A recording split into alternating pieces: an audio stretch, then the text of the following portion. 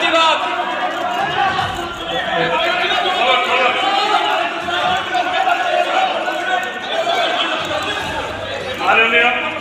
মাননীয় সদস্যগণ সুধাংশু বক্তব্য শেষ করেছেন।